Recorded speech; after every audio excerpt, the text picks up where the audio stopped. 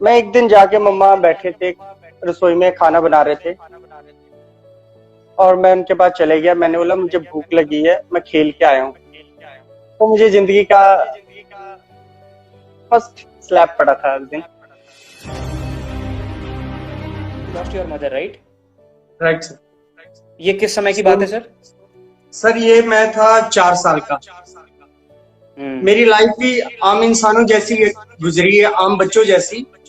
But कुछ life में कठिन समस्या रही है मेरी लाइफ में, मुश्किलें रही है। बट नामुमकिन नहीं था, मैंने कर दिखाया। उस चीज को जिया, खुशी से नहीं गम से जिया। लेकिन अपने आप को नशे में नहीं उतारा, अपने आप को डीमोटिवेट नहीं किया, अपने आप को मारा नहीं, जिंदा रखा। सब मैं बात करने जा रहा हूँ अपने बचपन से, जो जी। बचपन की थी, 4 साल की उम्र की बात। हम्म। सो तब से मेरी मदर गुजर गए थे 4 साल की उम्र से। सो सर उसके बाद मेरी लाइफ में समझो कि 1 साल तो सभी के, माँ से, बाप से और भाई से, सभी से रिश्ता टूट गया था। एक तरह का दोस्तों से भी मिलना सुनना, छोटे 4 साल की में जैसे बंदा खेलता है, रोटी खाता है, सब कुछ छूट गया था। अच्छा। सो 1 ईयर 2 ईयर के बाद डैडी ने फैसला लिया दूसरी शादी करने का। अच्छा। सो 2 मंथ के लिए मेरी लाइफ में चेंज आ गया। मम्मा घर में आ गए और मम्मा ने एहसास दिलाया कि मैं आपकी माँ हूँ, वही माँ हूँ। कोई मतलब कि खुशियों वाला माहौल जिसे कहते हैं। फिर मैं कुछ 6 साल का था तब। तो उसके बाद मैं उनसे हंसने खेलने लग गया, अपने घर वालों से, मम्मा पापा से। जो मम्मा आए थे उसी को मैं माँ मानता था, तो मुझे अच्छा ट्रीट भी करते थे। लेकिन 2 मंथ लेटर, मतलब 2 महीने बाद वैसा एहसास होने लग गया दोबारा कि मम्मा नहीं है। पापा अब मम्मा के पास बिजी रहते हैं, भाई अपने आप में गम में है, सिस्टर अपने गम में है। तो मैं एक दिन जाके, मम्मा बैठे थे रसोई में खाना बना रहे थे और मैं उनके पास चले गया। मैंने बोला मुझे भूख लगी है, मैं खेल के आया हूँ। तो मुझे जिंदगी का फर्स्ट स्लैप पड़ा था उस दिन। अच्छा। हाँ जी। सो मैं गिर गया और मैं शॉक हो गया कि मैं अपनी मम्मा को जब बोलता था तो मुझे अचानक से उनकी याद आई कि मैं उनके पास जब जाता था तो बिना पूछे बिना समझे मुझे खाने को मिलता था। आज मैं मांगा हूँ अपनी मर्जी से, भूख लगी है और मुझे लैप मिला, चाटा मिल रहा मुझे है। चांटा मिल रहा है। तो मैंने कुछ नहीं किया, मैं बोला मम्मा ऐसे मत करो। उसने एक लात मारी मेरे छाती पे, मुझे याद है। अच्छा। क्योंकि मैं 6 साल का था। इतना कई बच्चों को पता होता है कई, पर मेरी जो है याददाश्त बहुत स्ट्रांग है। मैं बहुत पुरानी बातें याद रखता हूँ। तो उस टाइम मैं शॉक हो गया, मतलब मैं उठ के भाग पड़ा, मतलब छत की तरफ को। मैं छत में जाके डर के सहम गया कि मुझे, मेरे साथ ये क्या हो रहा है। तो कुछ नहीं, जैसे पापा का ड्यूटी का ऑफ का टाइम था, तो मम्मा ने मुझे फटाफट नीचे लाए, गोदी में उठा के कि क्या हुआ, तू ऊपर क्यों बैठा है। तो आई एम फिट, मतलब मैं शॉक हो गया। मैं बोला ये क्या बोल रहे हैं, आपने मुझे मारा था? कहती मैंने कब मारा। सो मेरा एकदम से दिमाग जो है सुन्न हो गया 2 मिनट के लिए। मैंने बोला नहीं, ये सब मेरे साथ गलत हो रहा है। मैं रोज, मुझे सुबह उठने के बाद दूध की आदत थी कि मैं चाय नहीं पीता, आज तक नहीं पी है मैंने। ना मुझे चाय पसंद है, ना मीठा पसंद है। मैं दूध फीका पीता था और मेरी आदत थी। और मैं सुबह उठ के दूध देने गया, डर डर के कि हम्म। पापा उठे ही थे तब। तो पापा का फ्रेश होने के लिए या फिर नहाने के लिए आई थिंक गए थे। हम्म। फौजी में पापा, तो वॉक में जाने के लिए वो रेडी हो गए या पता नहीं। फिर मैं फटाफट रसोई में गया चोरी से। मम्मा चाय बना रहे थे उनके लिए। तो मैंने दूध जाके पूछा कि दूध मिलेगा आज। वैसे तो मुझे दूध वैसे मतलब कि गिलास में रखा हुआ मिलता था, लेकिन मैंने पूछा उनसे मैं कि दूध मिलेगा। दूध पकड़ा और मेरे मुंह के ऊपर फेंक दी। हाँ जी। वो तो शुक्र करो कि दूध कुछ ज्यादा गर्म नहीं था। हाँ जी। हाँ। तो पापा को आवाज आई और गिलास में उन्होंने जैसे वहां फेंका तो आवाज आई, क्या हुआ? मैं कुछ नहीं डैडी, मैं ना दूध लेके ऐसे गिर पड़ा, ऐसे मतलब ऊपर गिर पड़ा। वो मेरी जिंदगी की फर्स्ट गलती थी कि मैंने अपने पापा से छुपाया कि वो अगर मैं उस दिन बोल पड़ता, आई थिंक सो, मैं ये सोच रहा हूँ, पता नहीं मुझे, कि मैं अगर वो बात बोल पड़ता तो मुझे आगे नहीं सहना पड़ता। लेकिन नहीं, पापा गए ड्यूटी पे, वो तो उनको ड्यूटी पे जाना पड़ता क्योंकि वो 10 दिन यहाँ पर बॉर्डर पे, 10 दिन वहां पर, आपको पता ही है फौजियों का। सो जब पापा जाते थे बस 10 दिनों के लिए, 20 दिनों के लिए, या मंथ या 2 मंथ के लिए, मेरे साथ बहुत बुरा होता। सोचिए आप, इस तरीके के मैंने कितनी घटनाएं झेली होंगी।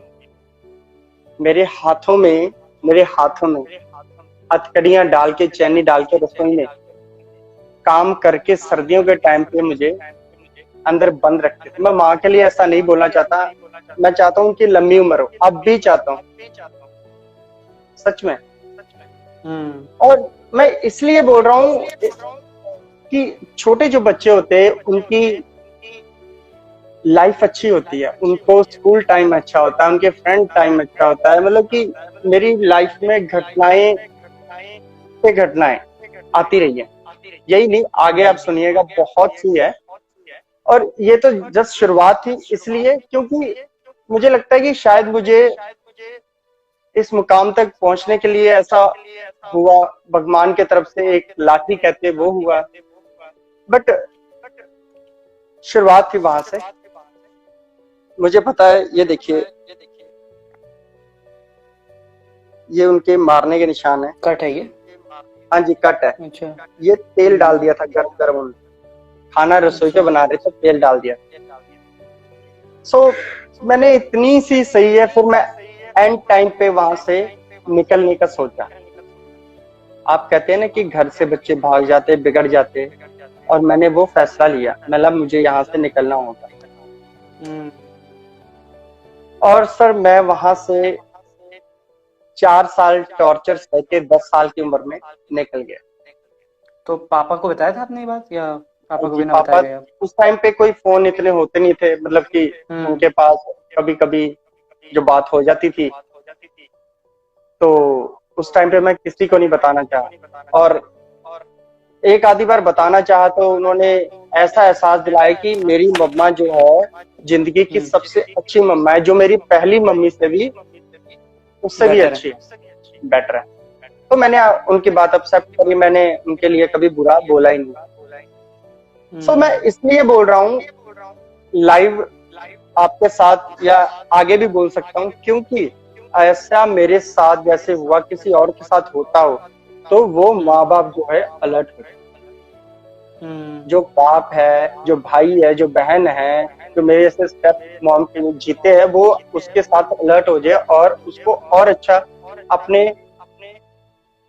मतलब कि अपने फेवर में उसको लेके रखे और अपने साथ रखे जो अकेला है। इसलिए मैं बोलना चाहता हूँ। तो सर यही नहीं, मेरी फैमिली में मुझे कोई नहीं पसंद करता था। अच्छा। 10 साल के जब हुआ, मैं 4 साल बाद मैं घर से निकला, तो मेरे ब्रदर का रेस्टोरेंट था। My big brother, real brother, yes sir, my real brother. क्या एज थी उनकी एज? उनकी एज अभी तो 34 है, 35 सॉरी। उस समय उनकी एज थी कुछ 18 साल। आप 10 साल के थे, बोटरा के थे, आपसे 8 साल बड़े भाई हैं वो। 18, हाँ जी, 8 साल बड़े हैं। और वो भी इसी चक्कर में, मतलब कि सेटल हुए नहीं, और उनके पास एक अच्छा तजुर्बा था खाना बनाने का, कुकिंग का, तो वो उस टाइम पे किसी के साथ पार्टनरशिप करके रेस्टोरेंट खोला उन्होंने। अच्छा। रेस्टोरेंट खोला और वहां पर उन्होंने अपना काम स्टार्ट किया। लुधियाना पे ही है, टीएमसी हॉस्पिटल, मित्तल हॉस्पिटल लिया था उन्होंने। अच्छा। हाँ, बहुत मशहूर, सीएमसी तो आपको पता ही है, उसके साथ मित्तल हॉस्पिटल है। तो हम्म। वहां पर उन्होंने अपना जो है शुरू किया था, मेस मेस से शुरू किया। फिर उन्होंने आगे कैंटीन भी ली और मैं उनके पास चले गया कि मेरे साथ पूरी क्लियर बताया कि मेरे साथ घर पे ऐसा ऐसा हुआ है। पहले तो वो शॉक हो गए, वो बोले कि ऐसा नहीं हो सकता। मैंने भी बोला कि ऐसा नहीं हो सकता, बट मेरे साथ हुआ है, मैंने झेला है ये चीज। तो क्योंकि वो तो बड़े थे, वो तो मुझसे बड़े थे, उनके साथ तो होना नहीं था। और उनके साथ इसलिए नहीं होना था सर, क्योंकि वो पैसा देते थे घर पे, वो थोड़ी बहुत हेल्प करते थे या उनकी बात सुनते थे, बड़े थे और मैं था छोटा। और ऐसा भी नहीं है कि मैं शरारती नहीं था, शरारती भी था, पर एक बच्चों वाली शरारती। ऐसा नहीं कि घर पे कोई कंप्लेंट लेके आनी है या घर पे किसी को मार कुट के आना। मैं बड़ा शरीफ था अपने टाइम पे, सिंपल एक डिसेंट लड़का था। तो भैया को मैंने सब कुछ बताया, तो उन्हें पता भी था कि जो है अजय ऐसा नहीं कर सकता और इसके साथ ये जरूर हुआ है। तो उसने मुझे हक किया, जबकि पाई मुझे बोला कि डोंट वरी, मैं तेरे साथ हूँ। तो मुझे बहुत हौसला हुआ। मुझे अपने डैड से भी ज्यादा उन्होंने संभाला है। मैं उन पे बहुत ज्यादा प्राउड हूँ कि मेरे बिग ब्रदर है। तो उन्होंने मेरी लाइफ में चेंजिंग लाया थोड़ा सा। मतलब कि मैं 1 साल उनके पास रहा, 1 साल रहा और धीरे धीरे उनके काम पे हाथ बटाया, जैसे कुछ सामान लाना, ठीक है, और थोड़े बहुत पैसे कलेक्ट करने। और उन्होंने मुझे उसी दरमियान पे ट्यूशन लगवा दिया मुझे कि तू स्टडी कुछ कर ही नहीं है और थोड़ा बहुत ट्यूशन लग गया। तो मैंने thank you so much. Field Ganj, near Field Ganj है यहाँ पे, लुधियाना पे। तो मैं वहां पर लगा। रोज मेरे पास रेंजर साइकिल थी और मैं साइकिलिंग का अच्छा शौक था मुझे, और मैं उसी पे जाता था और वापस आके काम भी करता था कि कुछ लाना हो और जैसे कि हेल्प करना, जैसे खाना पकड़ाया ना किसी को, रूम पे जाना और उसके बाद अपनी थोड़ी स्टडी करनी, थोड़ा खेलना कूदना और फिर सो जाना। ये मेरी लाइफ में 1.5 साल तक चला। अच्छा चला, ऐसी बात नहीं है, कोई अच्छा चला। उसके बाद 1.5 साल बाद एक दिन ऐसा टाइम आया कि ट्यूशन की फीस कुछ 3 मंथ लेट हो गई थी। तो मैंने भैया को एक दिन बोला जाके, भैया ने उस दिन मुझे जोर से डांट दिया, पता मैं तेरे बाप का नौकर लगा हूं कि मैं तेरी फीस भरी जाऊं। मैंने सोचा शायद गुस्से में होंगे, कोई बात नहीं। मैं उस टाइम चले गया वहां से। मतलब जो बंदे ने मुझे इतना प्यार दिया है, 1.5 साल तक इतना हो किया है, बचपन से मैं उसका भाई हूँ, तो उनका भी बोलने का हक है। अगर मम्मा नहीं है तो वो मेरे बाप माँ भाई सब कुछ ही है। अगर मैं उनके पास रह रहा हूँ तो मैंने उस चीज को अवॉइड किया। मैं कैसे तो मैंने बोला कोई बात नहीं, आप रेस्ट कर लो, हम सुबह बात कर लेंगे। कहते दफा हो जाए यहाँ से, वो भी मैंने इग्नोर कर दिया। मैं वहां से आ गया। राइट, हाँ जी। तो वहां से मैं चले गया था। फिर अगले दिन अर्ली मॉर्निंग, मॉर्निंग के बाद आफ्टरनून, मैं दोपहर को भैया के पास गया। कुछ सामान चाहिए था रेस्टोरेंट का, तो उन्होंने मुझे कुछ पैसे दिए, बोला कि ये सामान ले आओ जाके। मैं सामान लेने गया और उसके बाद वापस आया। वापस आने के बाद मैंने इवनिंग पे 4:30 मेरी क्लास थी। तो मुझे बोला गया कि तू क्लास गया। मैं बोला हाँ जी मैं क्लास जा रहा हूँ। तो उन्होंने मुझे बोला कि कितने पैसे बोला था आपने। तो मैंने बोला 3 मंथ के पैसे है, तो कुछ 1250 रुपये थे। तो उन्होंने मुझे बोला चलो ठीक है मैं कल देता हूँ। मैंने बहुत हैप्पी हुआ। मैं बोला यार थैंक यू सो मच, खुदा से प्रे करी। मैंने बोला थैंक यू, आपने पहले जैसे कर दिया। और फिर मैं इवनिंग को वापस आया। वापस आते ही भैया आई थिंक सो फोन में बात कर रहे थे, तो मुझे पता नहीं था कि उनके साथ क्या हो रहा है। और फोन में बात करते मैंने भैया को बोला गुड इवनिंग आके, उन्होंने मुझे जोर से चांटा लगा दिया।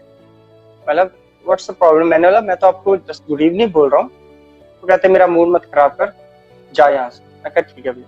मैं अंदर आया, और अपना बैग रखा और फिर सोचा। फिर मैंने समझा, मैंने बोला एक्चुअल में प्रॉब्लम क्या है, मैं देखूं। तो प्रॉब्लम सर उनके पास भी चल रही थी। प्रॉब्लम ऐसी थी कि मेरे ब्रदर ने कुछ 7.5 लाख रुपए उन पे इन्वेस्ट करे थे, जहां पर वो हॉस्टल लेना था उन्होंने, मित्चल हॉस्टल लेना था ना, जो उस पे 7.5 लाख रुपए इन्वेस्ट करे थे। उस टाइम तो मैं छोटा था, लेकिन मैं समझदार वो था एक्चुअल में चल क्या रहा है। मैंने उससे, हमारा कारीगर था, उससे अच्छी मेरी जानकारी थी, टाई अप अच्छा था उनसे। तो उनसे मैंने बोला कि क्या प्रॉब्लम चल रही है भैया के बीच में, कुछ गड़बड़ चल रहा है क्या? कहते तेरे भाई को ना पार्टनरशिप से निकाल दिया गया है। मैंने बोला यार ये तो बहुत बुरी बात है, बुरी खबर है। बोला ऐसा क्यों? कहते कि जब सीएमसी में अपॉइंटमेंट थी ना, तो एक और था, वो मल्लू था, मलयालम मैन था कोई, साउथ इंडियन। तो उन्होंने और गोविंद भैया ने, मेरे जो ब्रदर है, बिग ब्रदर, उन्होंने इकट्ठे जाना था अंदर साइन करने के लिए पार्टनरशिप पे। बट वो जो मलयालम बंदे ने क्या किया, उन्होंने प्लानिंग खेली भैया के साथ कि कहता मैं सारा कुछ मेरा हो जाएगा। तो उसने अकेला खुद के साइन करके आई एम ओनली लिख दिया, मतलब कि वहां पर आई एम ओनली, मतलब कि मेरे साथ कोई गोविंद कुछ नहीं है। और भैया को ये बात बाद में जब पता चली, और गोविंद के साथ, मतलब जो मेरे ब्रदर के साथ उनका चला, कहते कि तू ऐसे कर, तूने 7.5 लाख रुपए बीच में इन्वेस्ट करे हैं, और तुम मुझसे 2 लाख रुपए ले और यहाँ से जा, यू गो। और आप सोचिए, 4.5 सॉरी 5 और 5.5 का उनके पास घाटा हो रहा था। 7.5 लगाए उन्होंने और 2 लाख उसको वापस दे रहा है, जो कि इतना वो लगा, आगे से जो ऊपर से जो लगाया वो अलग है, जो सामान लाए या कुछ टूट गया या कुछ भी, है ना। तो भैया को शौक थे, तो उन्होंने मुझे उस बात पे स्लैप किया था। तो मैंने उस चीज को माना नहीं, मैंने सोल्यूशन निकालने की सोची। मैंने बोला कि कुछ करते हैं जो इनमें टाई अप हो, मैं दोबारा रेस्टोरेंट इनको मिले। तो मैं और मेरा फ्रेंड था वहां पर, एक और थे, वो अब नहीं रहे, वो बॉडी बिल्डर थे, वो भी रोम्पी थे। और उसके लड़के ने और मैं जाके हमने अंदर बात करी, सीएमसी के अंदर डायरेक्टर से मिलने को सोचा। तो हमारा अच्छा था, हम टीनेजर थे, तो उन्होंने अंदर गया, मेरा फ्रेंड था जो कहता मैं आपकी अपॉइंटमेंट करवाता हूँ, और मैं अपने भाई को लेके आया। मैं आप चलिए, उनको सारी बातें आप क्लियर करिए। तो सर क्लियर होगी, अंदर गए, हम उन्हें रिक्वेस्ट करी, मतलब सर हम, आप चाहे कैमरे पे चेक कर लीजिए, हम आपके मतलब रेस्टोरेंट के अंदर इतने दिनों से रह रहे हैं, और वो बंदा भी हमारे साथ है। हम ये नहीं कहते कि हमारा है, बट हम लोग जो है वो ये पार्टनर में है, मेरे ब्रदर जो है पार्टनर। मैंने उनसे कंटिन्यूएशन करी, मैंने बोला उनसे बात करी, तो उनको अच्छा लगा हमारी बात सुन के। तो वो वार्डन थे, वो कहते कि हम कुछ करते अपने, मतलब कि वहां आके मीटिंग करते फिर बात करते। तो वहां आके मीटिंग करी, बात करी, तो क्या है भैया वो केस जीत गए। तो जीत गए, उन्होंने मुझे बोला कि तू बहुत आगे जाएगा। गोविंद भैया ने मुझे बोला, मेरे बिग ब्रदर ने, कहता वेरी गुड, तू बहुत मतलब कि अच्छा वो है। तो मैंने उनसे बोला थैंक यू सो मच। तो उन्होंने बोला कि अगले दिन फिर मेरे कहते कितनी फीस है, मतलब इतनी फीस है, अब कोई बात नहीं, मैं कर लूंगा मैनेज, डोंट वरी, आप अपना रेस्टोरेंट में ध्यान दीजिए। साइंस वगैरह हो गया, सब कुछ हो गया, क्लियर हो गया। फिर कर कराते मुझे मंथली के कुछ 650 रुपए मिलते थे, 650 रुपए मिलते थे। और मैंने अपनी मैडम को 650 रुपए जाके दे आया, और मेरी वो पॉकेट मनी थी, एक तरह की पॉकेट मनी थी। कि फिर उसके बाद 2 मंथ लेटर, मतलब कि जब मैंने ट्यूशन की फीस भी दे दी और सब कुछ क्लियर हो गया, फिर 2 महीने बाद एक और मोड़ आया मेरे लाइफ में। वो मोड़ ऐसा था कि मेरे जो उनके पार्टनर थे ब्रदर के, साउथ इंडियन, तो उन्होंने बोला कि गोविंद, कहते तू अपने भाई को अपने साथ नहीं रख सकता। तो उन्होंने बोला भाई क्यों, इसका कोई आगे पीछे नहीं है। कहते देख दोस्त, कहते वो भी तेरा भाई है और मैं भी तेरा भाई हूं, मैं तेरी भलाई के लिए बोल रहा हूँ, एक ना एक दिन वो तुझे धोखा देगा। ऐसा उन्होंने ड्रिंक करते हुए या कुछ जैसे भी उन्होंने बात करी, अपनी मीटिंग करी। तो कहते कि वो एक ना एक दिन तेरे सिर पे बैठेगा वो, मतलब कि जब तू नहीं होगा तो ये जो पैसे है अपने पास जेब में रखता ही है। उन्होंने मेरे पे ब्लेम लगाने की कोशिश करी, अच्छा खासा, कि उस टाइम तक अच्छा भी वो था, उनका रेस्टोरेंट अच्छा चलता था, उनको ऑर्डर वगैरह अच्छे आते थे, वो कैंप भी लगाते थे। तो पार्टियां वगैरह भी अटेंड करते थे, उसमें पैसा अच्छा खासा आ जाता था, जैसे 50,000 लाख तक पैसे आते थे और अच्छी वो थी, मतलब की इनकम थी उनकी। तो मैं उनके पैसे भी वो करता था, सब कुछ करता था, बट मैंने उनसे 1 रुपया भी नहीं रखना चाहा। मेरे दिल पे एकदम बिल्कुल क्लियर थी कि मैंने जो करना अपनी मेहनत से करना है और भाई की सपोर्ट लेके करना है, बेशक भाई की सपोर्ट लेकर। तो सर 2 महीने बाद वो देखते हुए, एक्चुअली उन्होंने इसलिए बताया था, वो मैं थोड़ी आगे जाके बताऊंगा कि ये किस बात पे बताया था। उन्होंने क्या करा, गोविंद भैया ने मुझे साफ बोल दिया, कहते अजय तू अपना देख ले और मैं तुझे अपने साथ नहीं रखूंगा। वो मैंने सोचा कि वो गुस्से में शायद या टेंशन में बोल रहे होंगे, जैसे कोई बात होती हो, या फिर ऐसा ही जैसे उन्हें लगता है कि हाँ भी मैं कुछ बन जाऊं, या इसलिए बोलते स्टडी अच्छी करे। तो मैंने उस चीज को इग्नोर करिए। 1-2 महीने बाद उन्होंने मुझे साफ साफ बोल दिया, ऐसा टाइम आया कि अजय अब तू कुछ भी है मेरे साथ नहीं रह सकता। अगर जिंदगी में तू कुछ बनना चाहता है या कुछ अपनी जिंदगी जीना चाहता है तो यहाँ से निकल जा, वरना मेरे से बुरा कोई नहीं। मतलब रूडली बोल दिया। तो मैंने भैया दूसरे के पास गए, जो वो थे साउथ इंडियन भैया थे। मैं ऐसी क्या बात होगी? कहते मैंने तो कोई बात नहीं करा तुझे निकालने के लिए, या यहाँ पर तू नहीं रहे। कहते तू उसका भाई है, उसका भाई है, मेरा भाई है। इट्स ओके, ठीक है। तो भाई के पास गया, मैं आपका फाइनल डिसीजन है ये कि आप मैं यहाँ पर ना रहूं? कहते हैं यस। तो मैंने अपना बैग पैक किया।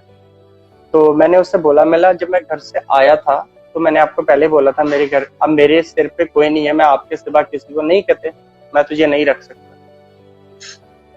यहाँ से जाओ मेरी लाइफ से और अपना कुछ बन के दिखाओ। अगर आपके साथ रहता था कुछ बनता ना, ऐसे अब सड़क में निकल के कहाँ कुछ बन जाऊंगा। कहते नहीं, मुझे नहीं पता। सर मैं वहां से निकल गया, और वहां से निकलते ही मेरे एक फ्रेंड था अमित, जो आपको वो अमित की स्टोरी बहुत लंबी है, वो आनंद सर के बीच में भी आपको पता होगा, जब फर्स्ट टाइम जिम लेके गए थे वो।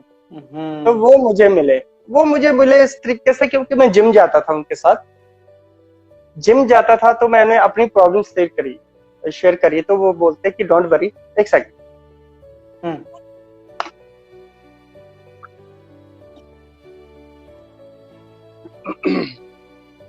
अपनी प्रॉब्लम्स शेयर करी उन्हें कि मेरे साथ ऐसा हो गया।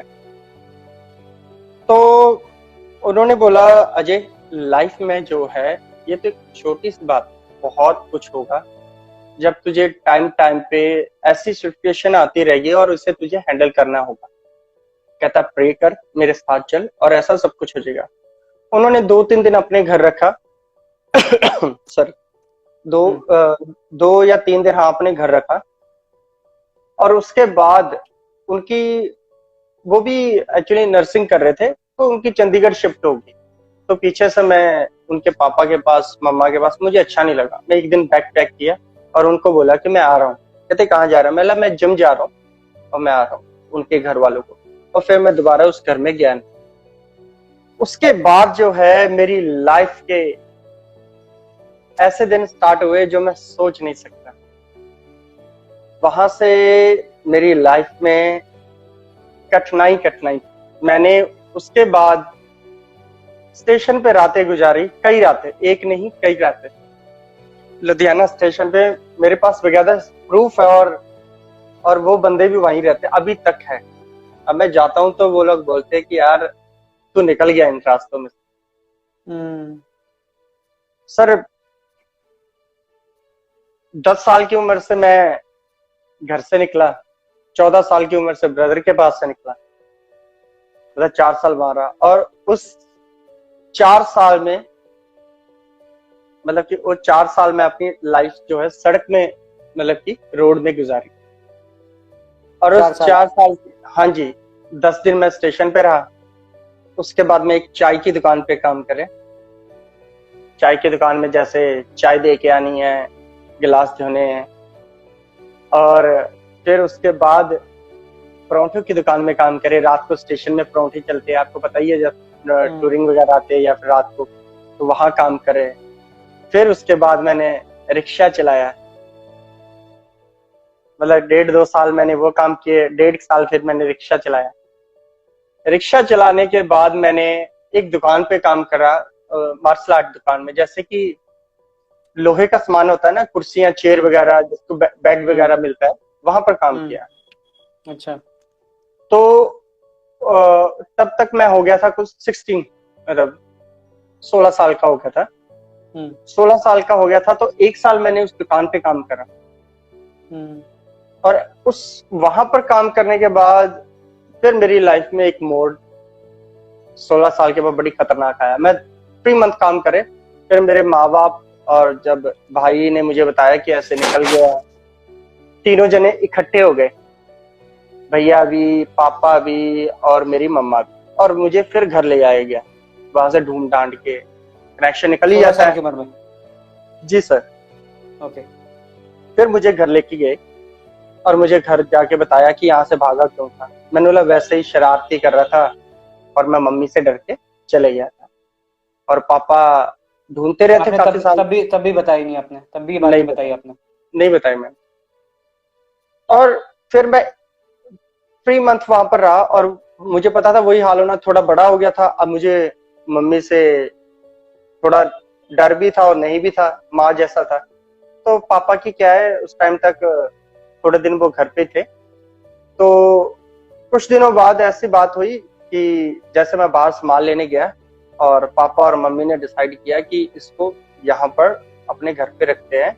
हमारी दुकान थी, राशन की दुकान हम्म थी, जिसमें सब कुछ होता, होलसेल की दुकान, राशन की दुकान थी, काफी अच्छा था उनका। तो हम्म पापा ने फौज की भी रिटायरमेंट होने वाली थी, तो उन्होंने हम्म सोचा था कि हमारे राशन की दुकान पे काम करेगा, तो हमारे हम्म साथ ही रख लेते। दोनों की डिसाइड हुई, क्योंकि मम्मी कहते मैं काम नहीं कर पाती, मुझे एक लड़का चाहिए, तो इसलिए मुझे घर ले आया गया। तो फिर मैंने उसको भी एक्सेप्ट कर लिया। मैंने बोला डोंट वरी, मैं वहां काम करा, वहां काम, बोरियां उठानी, राशन डाल के देना। बट मैं एक दिन भी अपनी दुकान पे जो है, जिसको बोलते काउंटर पे नहीं बैठा, मैं पैसे नहीं गिने, पीछे बैठा रहता। जैसे बाकी छोटू बैठे थे वैसे छोटू तेरे बैठा रहता। पर मुझे कभी नहीं पूछा गया टाइम सर खाना, 2 टाइम रोटी, क्योंकि पापा फिर भी ड्यूटी पे होते थे। और पापा का फोन आता, हाँ वो तो यहाँ बैठा है, वो तो काउंटर पे बैठा है, ऐसी बातें मम्मा करती थे। तो मेरे भी, हाँ हाँ मैं काउंटर पे बैठा हूँ। और मैं कहते और कितनी सेल कर लेता है दिन की, बोला हाँ अच्छी खासी हो जाती, मुझे पता ही नहीं था। तो मैं उन्हें क्या बताता। हम्म तो वो कुछ 6-7 महीने चले ऐसे। और 4 महीने के बाद पापा आ गए, जब मैं 17 साल का हो ही गया था। तो उसके बाद पापा आ गए। तो जब मैं दुकान पे सुबह शटर खोले, सब कुछ सेटिंग वगैरह करी, तो मुझे पापा ने पूछा कि हाँ भाई वो डायरी कहाँ है या हिसाब, जैसे काउंटर का कोई काम पूछा उन्होंने। मैंने बोला अब मैं जवाब ना दूं, क्योंकि मुझे वो बात बताई नहीं नहीं। गई थी, जो समझाई नहीं गई थी। मम्मा ने कभी बोला ही नहीं था कि पैसे ऐसे होते, पैसे कहाँ होते, मुझे कुछ नहीं पता था। तो मैंने बोला शायद मम्मा ने इधर उधर रख दी होगी डायरी, तो मैं आती है तो बता दो। मम्मा जब तक आ गए, तो मम्मा ने बोला कि क्या बात है, क्या पूछ रहे हो आप अजय से। तो उन्होंने बोला कि ऐसे ऐसे मैंने पूछा, इसको पता ही नहीं है कुछ। कहते कि हाँ मैंने थोड़े दिन खुद हैंडल करी थी, तो इसे पता नहीं चल रहा था काउंटर के बारे में। तो मैं हाँ जी मुझे भी नहीं पता चला। और मुझे पीछे ले जाके गोदाम के पीछे, मतलब दुकान के पीछे, गले से पकड़ के मेरी माँ ने, कहती अगर तूने कुछ भी बोला तो मैं तेरा गला घोट के मार दूंगी तुझे। मतलब नहीं मैं नहीं बताऊंगा। मैं मम्मा के बारे में ऐसा गलत नहीं बोलना चाहता, मैं ये चाहता हूँ कि एक्चुअल में जो है ना, जो खून का रिश्ता होता है बहुत पक्का होता है। हम्म तो वो भी हमारा खून ही थी, मम्मा भी हमारा सब कुछ थी। तो मेरे साथ ऐसा नहीं करना चाहिए था उन्हें, क्योंकि मैं ना उन्हें कुछ तकलीफ देता, मैं सिर्फ शरीफ था। तो मेरी शरीफी का उन्होंने जो है फायदा उठाया, नाजायज फायदा उठाए। नाजायज फायदा।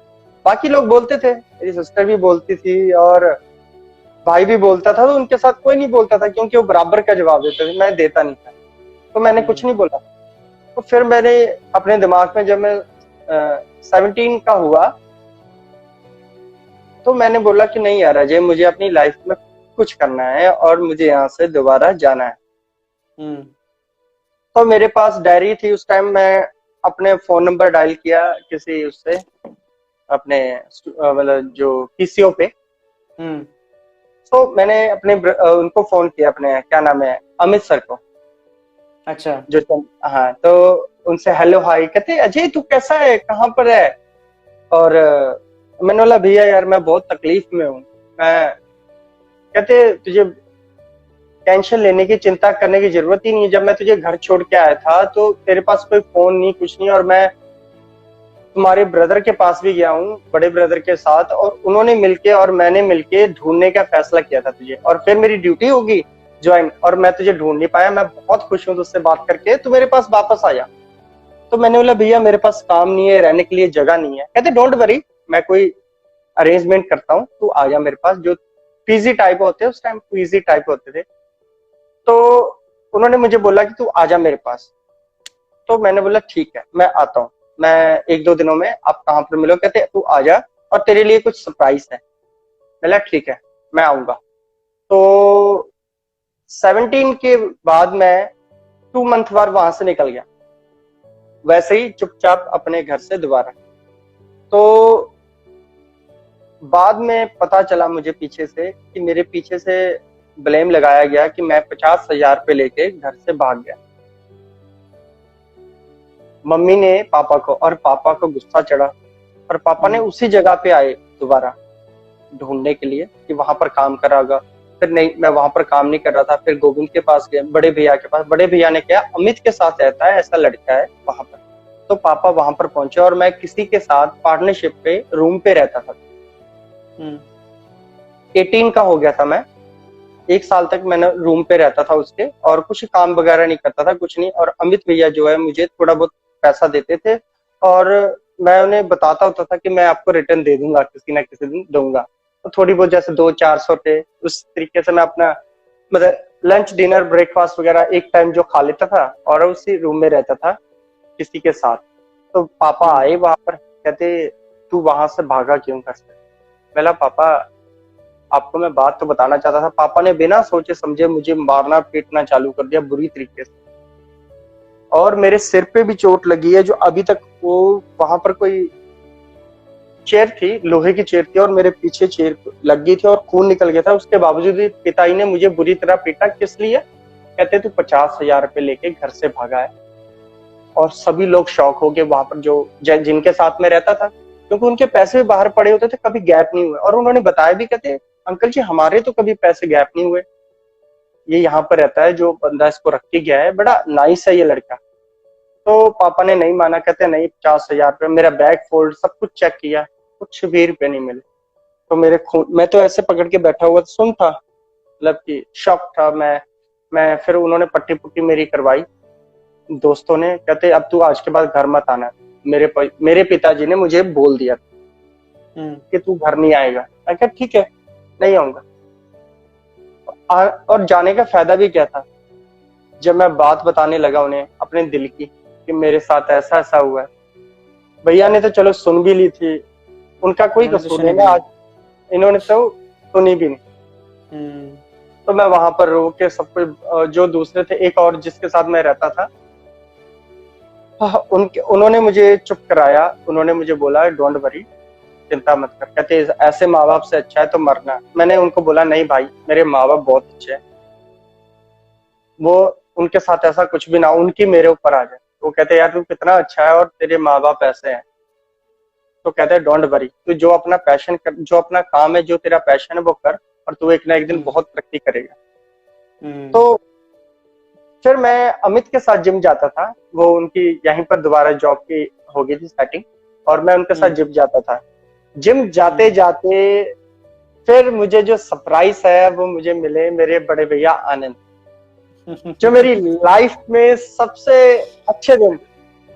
और मुझे याद है उस दिन मैं बंद खा रहा था, भैया को भी याद है। तो मैं उस दिन इनको देखता ही रह गया। मैं इनको बस ऐसे देखता ना, मैं तो इनसे, आप सोचोगे कि मैं इतना शरीफ था। वो भैया से आप लाइव भी बात करोगे या वैसे भी वो बताएंगे, मैं इनके सामने नजरें नहीं उठाता था, मतलब भैया के सामने ऐसे नहीं देख पाता। मुझे इतना डर और इतना दिल में रिस्पेक्ट, इज्जत जो थी। तो मेरी लाइफ का सबसे बड़ा दिन था जिस दिन अमित भैया ने मुझे इनसे मिलाया। उस दिन मैं इतना खुश था, मैं अपने आप की एक्सरसाइज लगाता था। मैं कहा यार एक बंदा ऐसे, और वो जब धीरे धीरे जिम लगाते लगाते 4-5 दिन 7 दिन बाद मैं रोज बोलता था भैया के पास जाना है, वो मुझे लेके जाते थे। और एक दिन भैया ने कहीं जाना था, अमित मिस करने कहीं जाना था, जैसे चंडीगढ़ के उनके टूर लगते रहते और घर पे भी काम करते रहते नर्सिंग का। तो वो उन्होंने मुझे बोल दिया कि तुम जो है आनंद सर के पास जाओ, उनको कुछ नीड है, कुछ जरूरत होगी, शायद कुछ लाना होगा। तो मैं चले गया। तो उन्होंने बोला कि मैं लड़का भेज रहा हूँ। तो उस दिन फर्स्ट दिन मैं गया भैया के पास, और मैं उनके पास बैठा, उनके घर पे गया, थोड़े मेडल देखे, और मैंने उनसे बोला पहला भैया मैं ना आपके साथ रहना चाहता हूँ, मतलब आपके साथ जुड़ के रहना चाहता हूँ, आपकी टीम में आने के लिए। तो भैया का इतना अच्छा nature, don't worry Ajay, you are always my team, आप मेरी टीम के बच्चे, मेरा बच्चा है तू, डोंट वरी।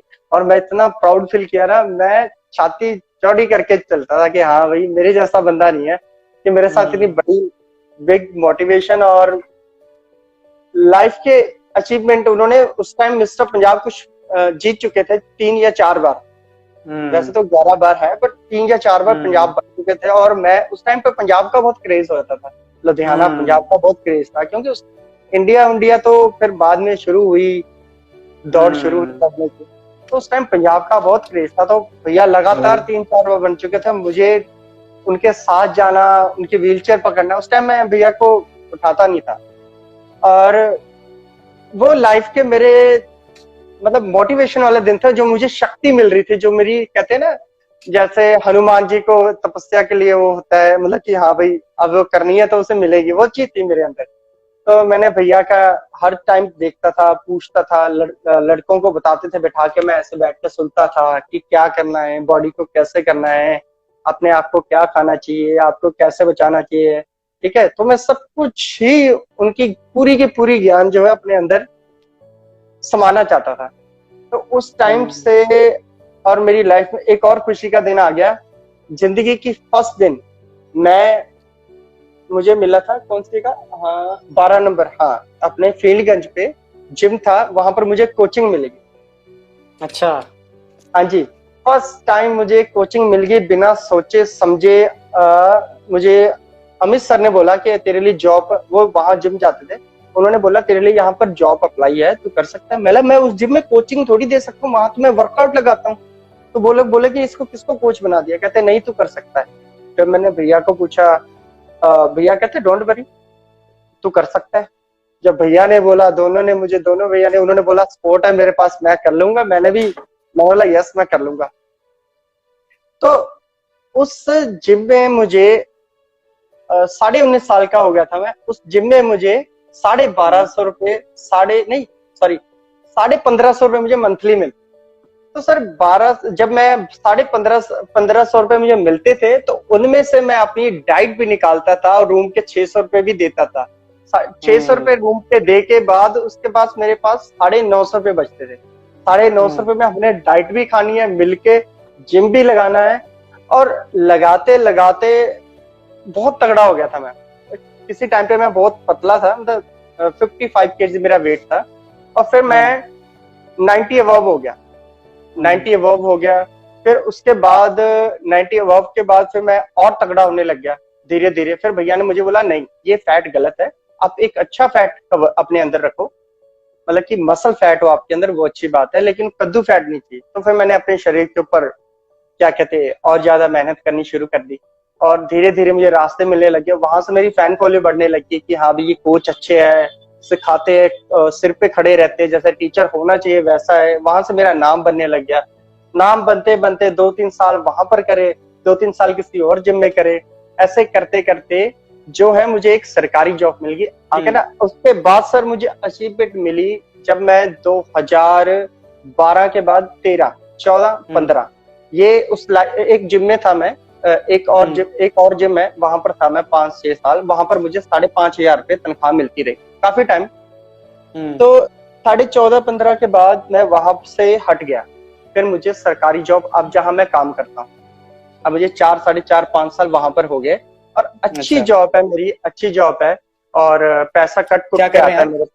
मैं ट्रेनिंग करता हूँ जिम में, फिटनेस अच्छा, कोच ओके हूँ। ओके ओके, हाँ, राइट, बट ट्रेनिंग ये करता सरकारी अभी भी। जॉब है, हाँ। हाँ, सरकारी जॉब है, पर अब मुझे अरे वाह। अब मुझे पैसे भी मिलते हैं और मेरी सैलरी जमा भी होती है, और मैं खुश भी हूँ अपनी लाइफ से। और मैं अब मिस्टर पंजाब 2018 में रहा हूँ, और अरे वाह। उससे पहले, हाँ, मिस्टर पंजाब 2018 में रहा हूँ, और फिर मिस्टर फिटनेस मॉडल भी 2018 में ही रहा हूँ मैं। और अरे उसके वाह। बाद मैं एक सॉन्ग कर चुका हूँ 2019 में। अच्छा। 2019 में एक सॉन्ग कर चुका हूँ। और अब जो मेरा प्लानिंग और था, तो इस अभी जो कोरोना वायरस चल रहा है उसके वजह से 2 प्रोजेक्ट मेरे जो है रुके हुए हैं। हाँ अच्छा। जी, ये मेरी लाइफ की अचीवमेंट है, और मैं चाहता हूँ कि मेरे को जो सुन रहा है या सुनेगा, बस उसको यही बताना चाहता हूँ, कभी भी दोस्तों अपनी जिंदगी से कभी हार मत मानो, किसी भी चीज पे आप कहीं भी हो, या आप किसी टोए में या किसी खड्डे में भी फंसे हो ना, उसका भगवान का कोई ना कोई आपको संदेशा है कि आप इसमें क्यों हो। ये मेरी हम्म। लाइफ का एक अच्छी और बुरी दोनों ही है। और मैं चाहता हूँ कि हम्म। और भी मैं बातें करूं, मेरे पास बहुत सी है मेरी जो खुद के साथ हो चुकी है मेरे। इसलिए हम्म। मेरे 2 प्रोजेक्ट है, उसमें एक मूवी भी शायद जल्द से जल्द आप लोगों को सुनने को मिल जाए कि मेरी लाइफ में मूवी भी बनी है। और अच्छा। मैं अब जो करने लगा हूँ वो शेरू क्लासिक की तैयारी है, प्रो कार्ड के लिए। हाँ। अरे वाह हाँ, सर। वो मेरे आनंद सर मेरी जान है, जो मेरी शान है, मतलब मेरी मेरी जिंदगी के अमित भैया ने शुरू करवाई थी भैया को। अमित भैया ने मुझे इनके बाद छोड़ा, मैं उनका बहुत थैंकफुल हूँ। वो जहां भी ये जो सुन रहे हैं मुझे, ये सुनेंगे भी। और हम्म। आपको पता है बॉडी बिल्डिंग लाइफ बहुत महंगी है, तो हम्म। अब भी हमारी लाइफ में स्ट्रगल ही चल रहा है। पर्सनल कोचिंग देके या किसी से जो हमसे कोचिंग लेना चाहता हूँ उसके बाद पैसे नहीं हो तब भी देता हूँ। और हम्म। जो जो कोई सीखना चाहता है फ्री में शेड्यूल भी देता हूँ उन्हें, सप्लीमेंट भी हम्म। उन्हें एडवाइस करता हूँ। और एक बात और कहना चाहता हूँ, मेरे फादर साहब एक्सपायर हो गए हैं, अच्छा। 2018 में एक्सपायर हो गए थे, 2 हम्म। साल हो गया ना। और उसके बाद जो है एक लाइफ में मोड़ था, शायद मैं चाहता हूँ मैं पार्ट 2 में बताऊं, लेकिन शॉर्टकट में बता रहा हूँ मैं। हाँ। और फिर उनके उनके बाद ना, जहां मैं काम करता हूँ अभी, एक राहुल सी अग्रवाल है, वो मुझे हम्म। फाइनेंशियल सपोर्ट करते हैं। अच्छा। उनका भी इस रोल में एक एक तरह का, जब वो फादर अहम रोल। साहब, अहम रोल था। फादर साहब जब एक्सपायर हुए थे, तो उन्होंने हम्म। मेरा हाथ पकड़ा था, मतलब कि उन्होंने सबके सामने अनाउंस किया था, इस बच्चे को मैं जो अपने पास मतलब कि अपने से ही बनाना चाहता हूँ, जो इसको चाहिए, जो जो भी ये कंपटीशन लड़ता है या इसकी डाइट का मेरे तरफ से इनको, वो उनका भी मैं बहुत थैंक्सफुल करना चाहता हूँ। और क्या क्या नाम बताया आपने उनका?